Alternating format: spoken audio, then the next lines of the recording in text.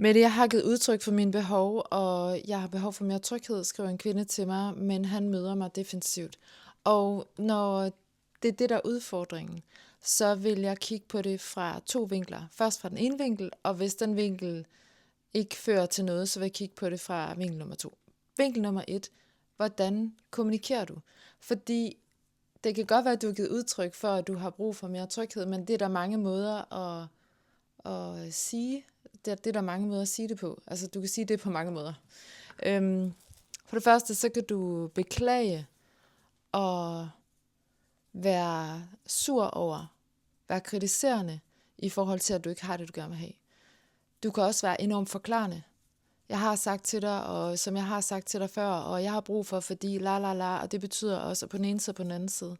I det der vil en mand opleve sig kritiseret, han vil føle sig utilstrækkelig, det vil sige, at han føler sig truet. Han føler sig truet, fordi han ikke gør det godt nok, og fordi han ikke aner, hvad han skal gøre, fordi du har ikke givet ham en opgave. Du sidder bare, forstå mig ret, og skriger og siger, jeg vil have det her, fordi det er det her, jeg mangler. Hvad vil du have? Jamen, jeg vil bare ikke mangle det her. Jamen, jeg vil ikke være utryg. Nej, men hvad har du brug for? Så det andet sted, du kan kommunikere fra, det er et sted fra sårbarhed, hvor du siger, jeg har brug for, at du bliver bedre til det her. Vil du ikke nok hjælpe mig, fordi jeg er utryg i mit forhold med dig? Og det synes jeg ikke er særlig fedt. Jeg har virkelig, virkelig brug for ro, og jeg har brug for, at du passer på mig, og jeg har brug for, at du er den stærke her og hjælper mig til et sted, hvor jeg kan læne mig tilbage, fordi jeg kan ikke lide det, som det er nu. Jeg synes, det er for utrygt. Vil du hjælpe mig? Der kommunikerer du virkelig stærkt fra sårbarhed. Og det vil sige, at du giver ham en opgave, og den opgave, den kan en mand godt lide at få. Jeg tror, medmindre han er færdig med dig, så vil de fleste mænd sige, prøv at høre baby, det skal jeg nok kigge på. Fordi en mand vil gerne gøre dig glad. I hvert fald, hvis du bor i hans hjerte, så vil han gerne gøre dig glad. Men når han føler sig kritiseret og ikke aner sin levende råd i forhold til, hvad han skal gøre, så føler han sig utilstrækkelig, og det skynder han sig at løbe væk fra. Så kig på, hvordan bliver der kommunikeret. Hvis du så sagde til mig, jamen prøv at jeg kommunikerer fra sårbarhed, og jeg beder ham så inderligt og mindeligt om han ikke godt vil passe bedre på mig, og det alligevel ender i, at han skubber mig væk, så vil jeg gå til punkt 2. Og punkt 2 er, hvordan behandler man hinanden? Altså, hvad er standarden i jeres forhold?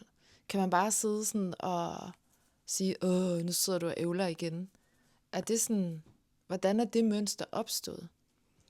Og kan du bare sidde og kritisere ham? Kan du bare sidde og fortælle ham, hvor dårligt han gør det? Fordi det gør han jo, fordi han gør jo ikke dit, dut og dat. Det er jo det, jeg mangler. Er det bare gangbart? Og hvordan opstod det mønster? Reelt set så har jeres forhold ikke et problem, men det har et mønster. Og mønstret bliver problemet. Så prøv at kigge på mønstret. Hvad er det for en måde, man behandler hinanden på? Hvad har man lov til? Hvad bliver der ikke ryddet op i? Hvad er muligt? Og hvad er ligesom, det er sådan, det plejer at være. Nu er han bare ligesom han plejer at være. Jeg orker ikke, fordi hvis plejer er dårligt, skal det så ikke løftes op på et nyt niveau? Skal I så ikke have en snak om, hey, hvem vil vi gerne være? Vil vi virkelig være dem her, der har det så dårligt, at vi bare sidder og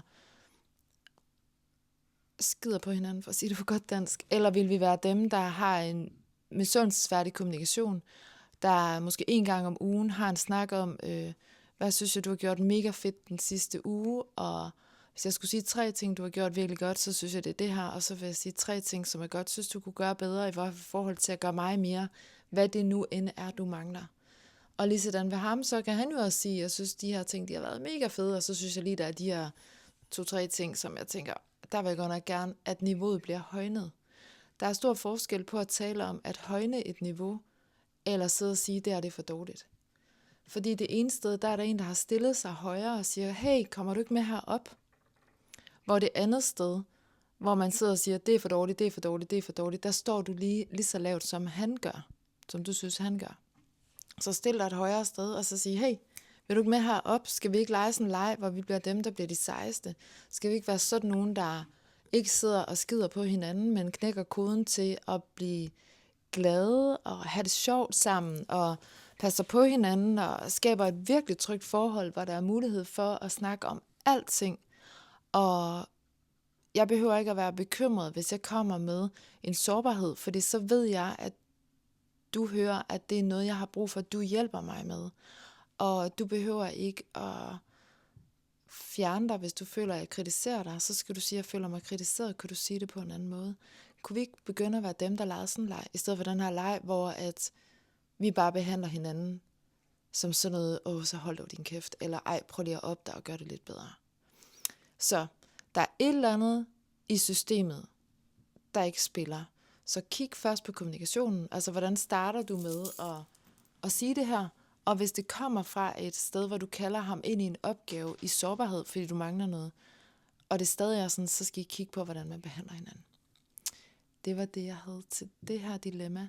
Så vil jeg sige, på søndag, hvis det er søndag nu, så er det i dag, der er der endnu et oplæg inde i seksuel selvtillid. Hvis du ikke er med, så kan du kigge hernede, og hvis du er med, så ligger der en ny træning til dig. Og hvad er der ellers? Dronningprocessen har jeg udsat til 1. april for at få lavet et kæmpe hold. Der er jo kommet den her smukke bog, jeg tror også jeg viste den sidste gang, som er dronningprocessen bare på ord og i øvelser. Og hvad er der mere? Der er så mange fede ting, der kører lige nu. Der er der også en giveaway inde på mine sociale medier på mit hus i Malaga. Så hvis du tænker, det kunne alligevel være dejligt at få en uge i Spanien i Mette Holms univers, så synes jeg, du skal gå ind og deltage i konkurrencen. Det tror jeg, det var det. Og så som altid, synes jeg, du skal tage en dejlig dag. Tag en dejlig weekend, eller så tager weekenden dig. Prøv at møde op på arbejde på mandag og tænk, den her weekend, den var tiltrængt og gav mig fornyede kræfter, i stedet for at du står mandag og tænker, jeg er allerede klar til weekend igen, fordi jeg er fuldstændig smadret over at have været sammen med min nærmeste i så mange timer, hvor vi bare har kommunikeret fra dårlige steder og haft utrolig lave standarder for, hvordan vi behandler hinanden. Løft din kommunikation og løft din standard. Tag dagen, altså tag den dig. Vi ses.